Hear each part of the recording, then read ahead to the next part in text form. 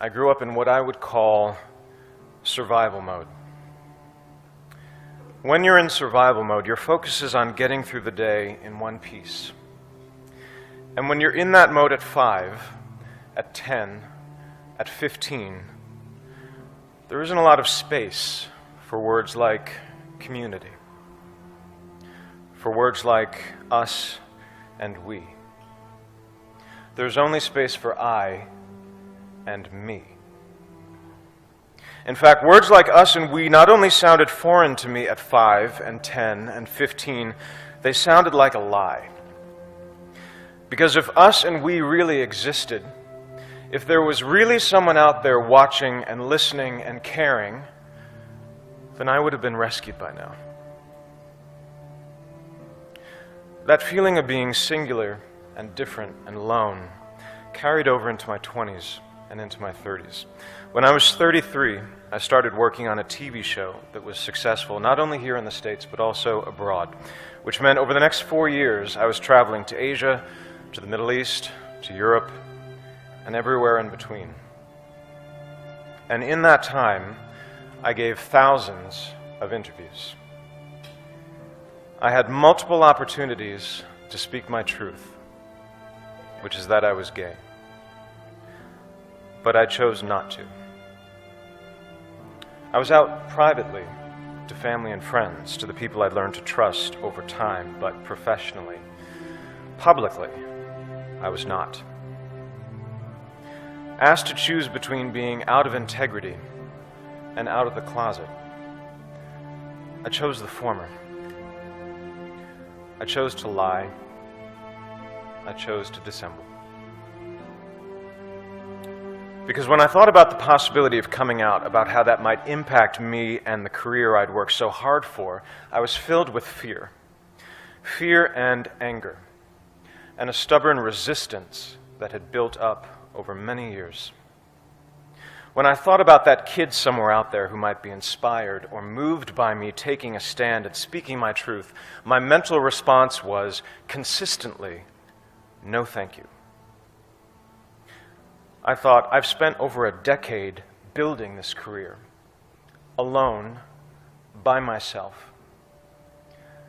And from a certain point of view, it's all I have. But now I'm supposed to put that at risk to be a role model to someone I've never met, who I'm not even sure exists. That didn't make any sense to me. That did not resonate at the time.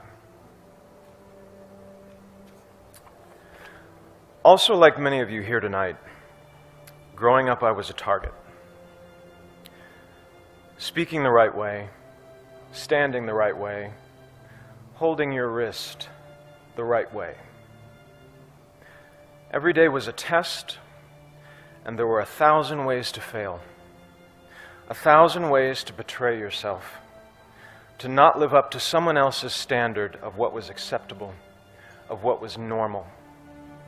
And when you failed the test, which was guaranteed, there was a price to pay. Emotional, psychological, physical. And like many of you, I paid that price. More than once, in a variety of ways. The first time I tried to kill myself, I was 15. I waited until my family went away for the weekend, and I was alone in the house, and then I swallowed a bottle of pills. I don't remember what happened over the next couple of days, but I'm pretty sure come Monday morning, I was on the bus back to school, pretending everything was fine. And when someone asks me if that was a cry for help, I say no, because I told no one. You only cry for help if you believe there's help to cry for. And I didn't. I wanted out. I wanted gone. At 15. I and me can be a lonely place, and it will only get you so far. By 2011, I'd made the decision to walk away from acting and many of the things I'd previously believed so important to me. And after I'd given up the scripts and the sets which I dreamed of as a child, and the resulting attention and scrutiny which I had not dreamed of as a child, the only thing I was left with was what I had when I started. I and me. And it was not enough. In 2012, I joined a men's group called the Mankind Project, which is a men's group for all men, and was introduced to the still foreign and still potentially threatening concepts of us and we, to the idea of brotherhood, sisterhood, and community.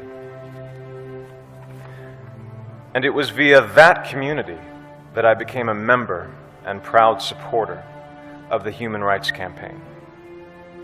And it was via this community that I learned more about the persecution of my LGBT brothers and sisters in Russia.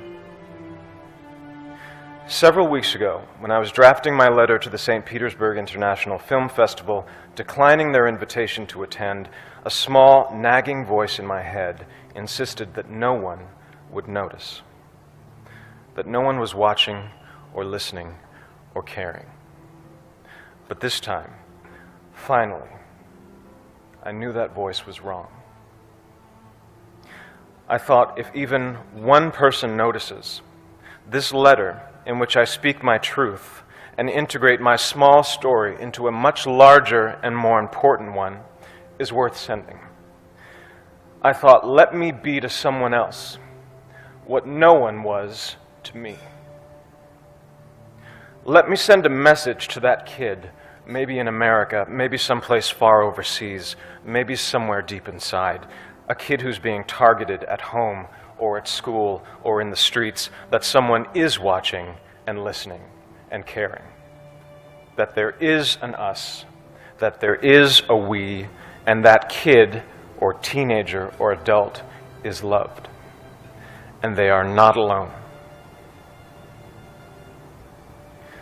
I am deeply grateful to the Human Rights Campaign for giving me and others like me the opportunity and the platform and the imperative to tell my story, to continue sending that message, because it needs to be sent over and over again until it's been heard and received and embraced, not just here in Washington State, not just across the country, but around the world, and then back again, just in case we miss someone.